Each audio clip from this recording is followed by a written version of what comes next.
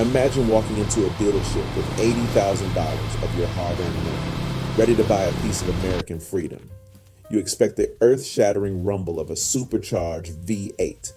Instead, the salesman hands you the keys to a 2-ton RC car that hums like a microwave and pumps fake engine noises through a subwoofer.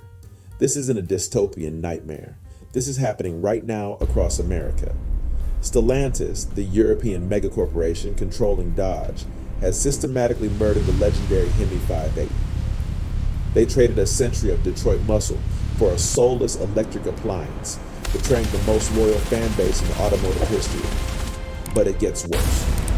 While Dodge executives smile for the cameras and preach about the future of performance, they are hiding a terrifying financial meltdown. The number one spot on our countdown today exposes a multi-billion-dollar cover-up that is pushing local American dealerships straight into bankruptcy. If you own a Dodge or ever plan to buy one, watch until the very end, because the ultimate price for this betrayal is coming straight out of your wallet. Let's count down the 5 biggest lies, scams, and betrayals in the death of the Dodge V8. The hype. For years, the narrative fed to the American public was simple. The government made us do it. Dodge executives claimed they had no choice. Strict EPA regulations and CIAFE standards were forcing their hand. The V8 had to die so the planet could live.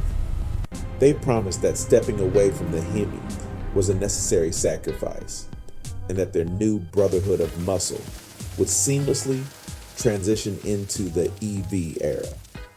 The crash. But here's the dark truth the bean counters in Paris and Amsterdam didn't want you to know. While Ford found a way to keep the Mustang V8 alive and GM poured money into the Corvette, Stellantis refused to invest in updating the Hemi platform to meet compliance.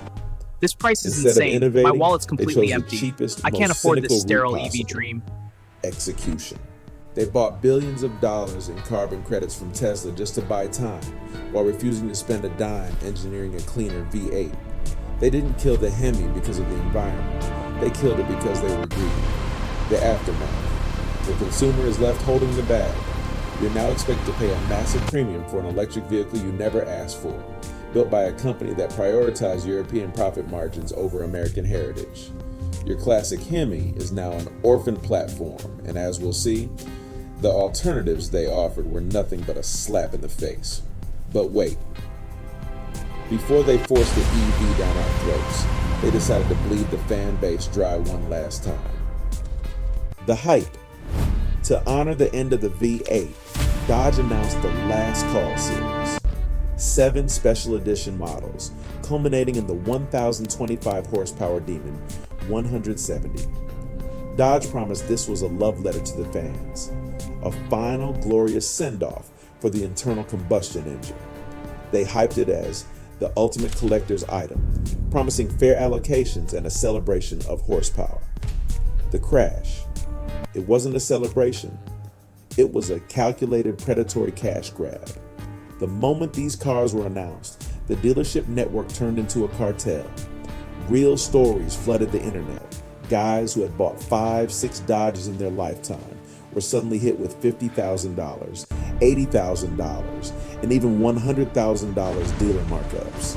Dodge corporate looked the other way. They allowed their most loyal, blue-collar customers to be extorted. One viral post from a 20-year Dodge veteran read, "I saved for a decade for my dream Hellcat.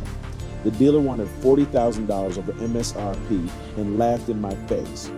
I walked across the street and bought a Mustang. Dodge is dead to me." The aftermath. By allowing dealers to price gouge the working class Americans who built the brand, Dodge destroyed its own goodwill.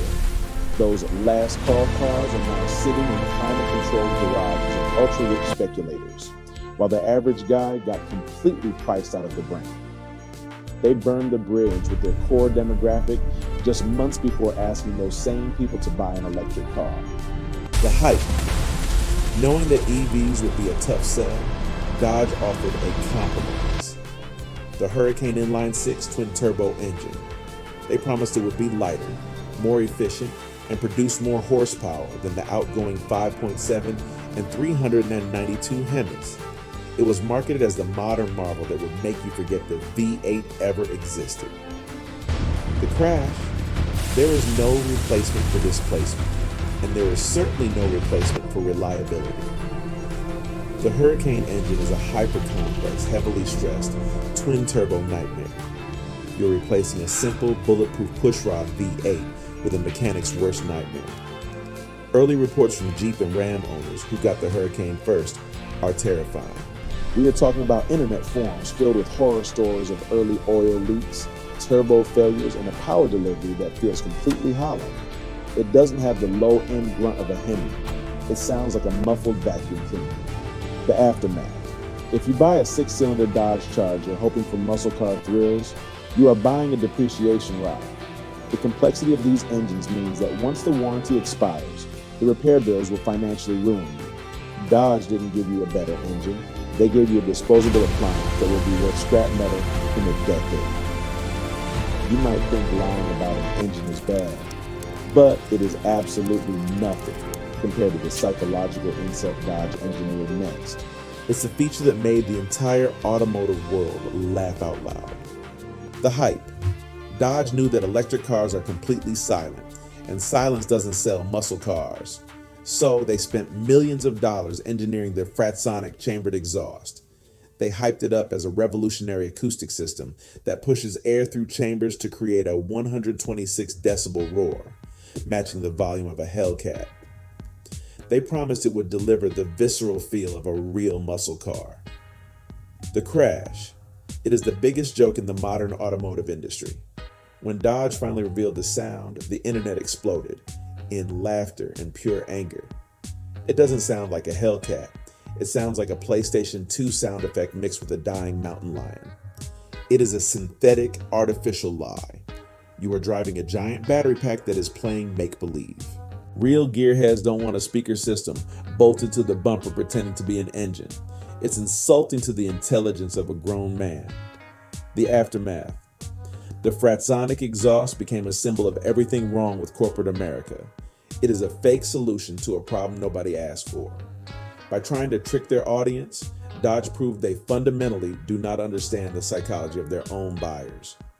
A V8 isn't just noise, it's explosions, mechanical vibration, and a living, breathing machine. You cannot download a soul via a software update. The hype.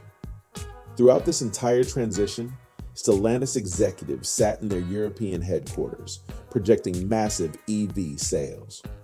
They told their American dealership network to invest heavily in charging infrastructure, promising that the electric charger would bring in a new, wealthy, tech-savvy demographic. They guaranteed that the brotherhood of muscle would seamlessly become the brotherhood of electrons. The crash. This is the dark reality happening right now in 2026. The plan didn't just fail. It caused a catastrophic financial collapse on the dealership level. The tech-savvy demographic Dodge wanted, they are buying Teslas and Rivians.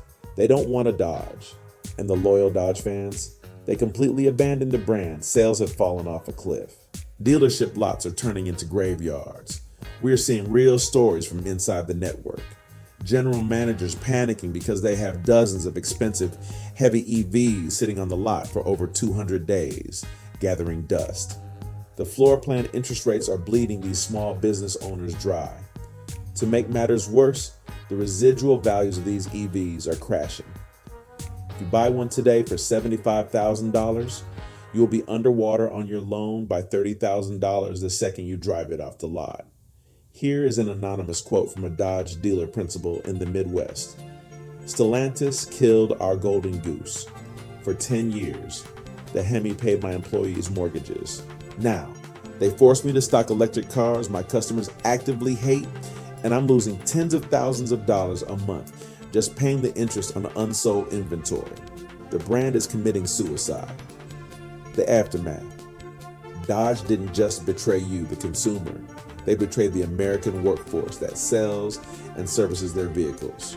They destroyed billions in brand equity because arrogant executives refused to listen to what the market actually wanted. If you buy into their new ecosystem, you are tying your finance to a sinking ship. You will face catastrophic depreciation, unproven technology, and a brand that is rapidly losing its identity. The death of the Dodge 5.8 wasn't an evolution, it was an assassination, driven by corporate greed, regulatory cowardice, and a complete detachment from reality. They thought they could slap a Dodge badge on a battery and you would just blindly hand over your wallet. But American car culture is smarter than that. If you want to protect your money, avoid the 2026 Charger at all costs. Hold on to your V8s, maintain them, and let the bean counters in Europe learn the hard way what happens when you turn your back on your most loyal fans. I want to hear from you. Am I wrong? Is there any hope left for Dodge, or is the brand officially dead to you? Drop your thoughts in the comments below. Hit that subscribe button to support real automotive truth, and I'll see you in the next one.